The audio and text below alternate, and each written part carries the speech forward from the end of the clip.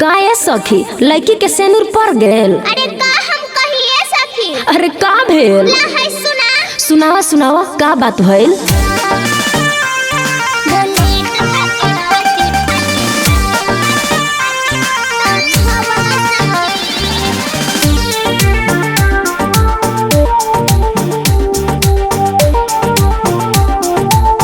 Music by Neha studio.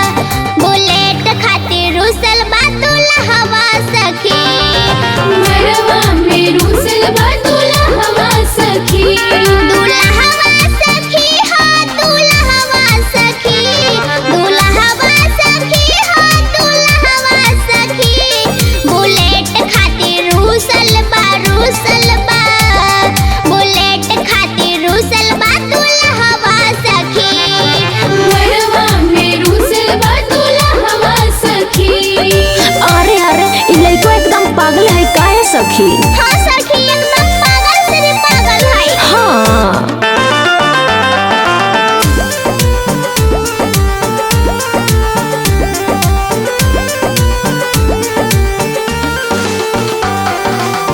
मिलल बा कलाई घड़ी दू भर के सिकड़ी तब करे डरामा मड़वा के भीतरी।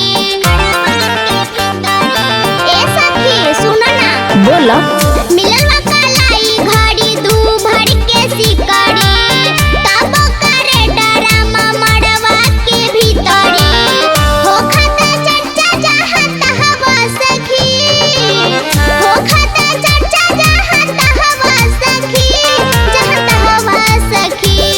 बुलेट खातिर रूसल बा बुलेट खातिर रूसल बा दुल्हवा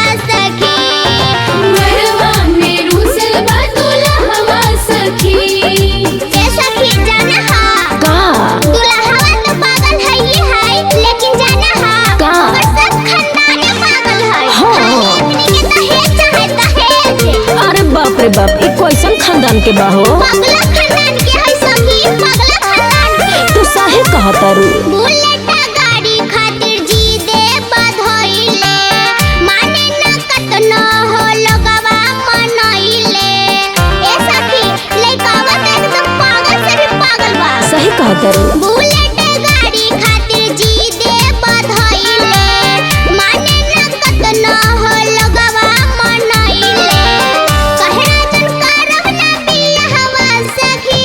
अच्छा रश्मि कहाँ से सन कहवा सखी। सन कहवा सखी। बुलेट खातिर रूसल बा बुलेट खातिर रूसल बा दुल्हवा सखी।